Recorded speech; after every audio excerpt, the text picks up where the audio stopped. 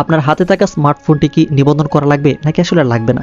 যেই ফোনগুলি নিবন্ধন করা লাগবে এখানে কিন্তু বেশ কিছু নির্ধারিত সময় দেওয়া আছে, এই সময়ের ভিতরে সেগুলিকে নিবন্ধন করতে হবে। প্রয়োজনীয় ডকুমেন্ট এমনকি যে ফোন কেনার যে রসিদ রয়েছে সকল বিষয়গুলি দিয়ে কিন্তু নির্দিষ্ট সময় পর্যন্ত এখানে বেঁধে দেওয়া হয়েছে। এছাড়া এখানে এনআইআর যেই পদ্ধতিগুলো বা কার্যক্রম কবে থেকে চালু হচ্ছে, কিভাবে এই পরিবেশটি কাজ করবে, তো গ্রাহকদের জন্য আসলে সুবিধা হবে নাকি আসলে অসুবিধা হচ্ছে, এই সকল বিষয়গুলি মূলত আমরা আজকে এই ভিডিওতে কথাবার্তা বলবো। এমনকি এনআইআর এর যেই নিবন্ধন ফোনগুলোর যে কার্যক্রমগুলো এটার যেই পুরো প্রক্রিয়াটি মূলত আমরা আজকে এই ভিডিওতে স্টেপ বাই স্টেপ এই একটি ভিডিও থেকে সকল বিষয়গুলি প্রসিডিউরগুলি আমরা স্টেপ বাই স্টেপ জানার চেষ্টা করব। আশা করছি সকল বিষয়গুলি আমাদের আজকের এই ভিডিও থেকে আপনারা পাবেন। তো ভিডিওটি খুবই ইম্পর্টেন্ট, অনেক ভ্যালুয়েবল, সেজন্য সম্পূর্ণ ভিডিওর সাথে থাকবেন। এমনকি ভিডিওটিতে লাইক দিয়ে ভিডিওটিকে শেয়ার করে চ্যানেলটির সাথে যদি নতুন হয়ে থাকেন চ্যানেলটিকে সাবস্ক্রাইব করে রাখবেন। ওকে, তো স্টেপ বাই স্টেপ আমরা এখন যাব। প্রথমে আমরা চলে আসবো আপনার যে হাতে ফোন রয়েছে বা স্মার্টফোন রয়েছে এটি আসলে নিবন্ধন করার প্রয়োজন রয়েছে কিনা।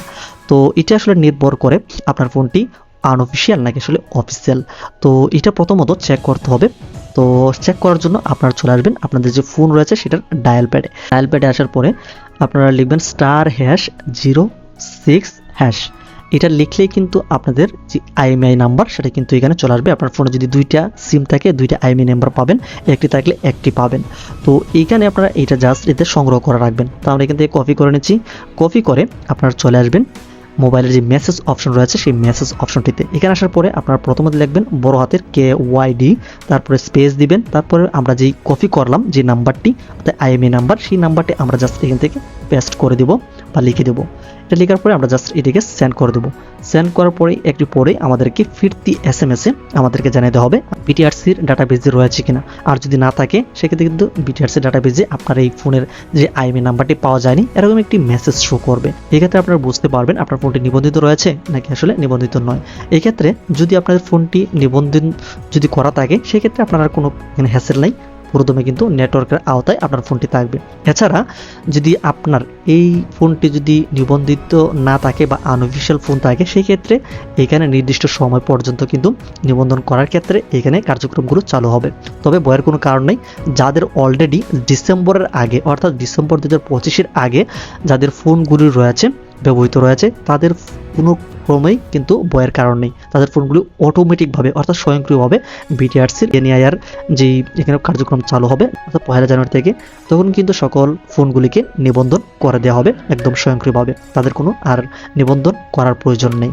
তবে এখানে যেই ফোনগুলি এখন ব্যবহার হচ্ছে না বা স্টকে আছে বা মোবাইলে বাজারে যে অনেকগুলো ফোন কিন্তু রয়েছে, যে বিষয়গুলি যে আনঅফিসিয়াল কিংবা নিবন্ধিত নয় সেই ফোনগুলি মূলত এখানে নিবন্ধন করতে হবে। বেশ কতগুলো কাগজপত্র লাগবে, রসিদ লাগবে, এক্ষেত্রে আমরা একটু পরে আসতেছি। তো সেই ফোনগুলি মূলত একটি নির্দিষ্ট সময় বেঁধে দেওয়া আছে। এই কার্যক্রমটি চালু হচ্ছে মূলত 1 জানুয়ারি থেকে, অর্থাৎ এনআইআর এর যে কার্যক্রম অর্থাৎ নিবন্ধনের কার্যক্রমগুলি জানুয়ারির 1 থেকে শুরু হচ্ছে। এর আগে ছিল 16 ডিসেম্বরে কিন্তু কার্যক্রম চালু হওয়ার কথা ছিল। বিভিন্ন মোবাইল ব্যবসায়ীরা যে আন্দোলন করেছিল সেটার পরিপ্রেক্ষিতে বেশ কিছু সময় এখানে বাড়ানো হয়েছে, যার ফলে 1 জানুয়ারি থেকে এই কার্যক্রমটা চালু হচ্ছে। তো যারা মূলত স্টকে মোবাইল রেখেছে বা বাজারে যে মোবাইলগুলো রয়েছে সেই মোবাইলগুলিকে নিবন্ধিত করার জন্য একটা সময় যে বেঁধে দেওয়া হয়েছে এটা হচ্ছে মার্চের 15 তারিখ পর্যন্ত। এই সময়ের ভিতরে সেই সকল ফোনগুলি অর্থাৎ অনবন্ধিত ফোনগুলি এখানে নিবন্ধন করতে হবে। বেশ কতগুলো কাগজপত্র ডকুমেন্ট লাগবে। ডকুমেন্ট হিসেবে লাগছে হচ্ছে আপনার এই ফোনগুলি এখানে সিমের আওতায় থাকতে হবে, লাগবে হচ্ছে এনআইডি কার্ড, পাসপোর্ট কিংবা ড্রাইভিং লাইসেন্স যে কোনো একটি দিয়ে আপনারা নিবন্ধনগুলির কার্যক্রম চালিয়ে যেতে পারেন। এছাড়া এখানে মোবাইল কেনার যদি কিনে থাকেন সেটার রসিদ লাগবে। তো এক্ষেত্রে আপনারা যদি ফোন কিনে থাকেন সেই ক্ষেত্রে বিষয়গুলি আগে থেকে আপনারা *#06# এটা আপনারা দেখে নেবেন যে আসলে বিটিআরসি ডাটাবেজে আপনার ফোনটি নিবন্ধিত রয়েছে কিনা, এটা কেনার ক্ষেত্রে প্রযোজ্য।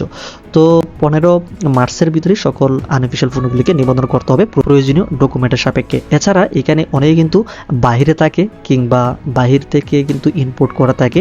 তো এই ক্ষেত্রে মূলত 16 ডিসেম্বরের আগ পর্যন্ত মূলত যাদের ফোন বাংলাদেশে অবস্থা রয়েছে সেগুলো কিন্তু স্বয়ংক্রিয়ভাবে দেওয়া হবে। তবে এর পরবর্তীতে যে ফোনগুলো ইম্পোর্ট হবে বাংলাদেশে বা বাহির থেকে আসবে তো সেই ফোনগুলি কিন্তু নিবন্ধনের আওতায় কিন্তু নিয়ে আসতে হবে। অর্থাৎ সেই ফোনগুলিকে মূলত বিভিন্ন যাচাই বাছাইয়ের মাধ্যমে বা ফোনের রসিদ কিংবা যেই ডকুমেন্টের প্রয়োজন হবে সেটা কিন্তু ট্যাক্স দিতে হবে, এমনকি শুল্ক ফাঁকি দেওয়া যাবে না। এই সকল বিষয়গুলো কিন্তু এখন এনআইআর এর মাধ্যমে নিবন্ধন করতে হবে। তো বাইরের যে ফোনগুলি আপনারা যদি এখন নিয়ে আসেন সেক্ষেত্রে এইগুলি কিন্তু এখন 15 মার্চের ভিতরে কাগজপত্রের মাধ্যমে এই সকল বিষয়গুলি আপনারা কিন্তু নিবন্ধন করতে পারবেন। তো নিবন্ধন আসলে কোথায় করতে পারবেন এই বিষয়টি অনেকেরই জানার দরকার। তো এক্ষেত্রে আপনার যে সিম কোম্পানি রয়েছে, আপনি যদি রবি ইউজ করে থাকেন বা গ্রামীণ ইউজ করে থাকেন বা মোবাইল অপারেটর যে সকল রয়েছে গ্রামীণ, রবি, এয়ারটেল, বাংলালিংক রয়েছে, স্কিতো রয়েছে, এই সকল বিষয়গুলি যখন আপনি যে সিম ইনপুট করবেন সেখানে গিয়ে মূলত সেই কোম্পানি থেকে আপনাদের যে ফোনটি নিবন্ধন করতে পারবেন।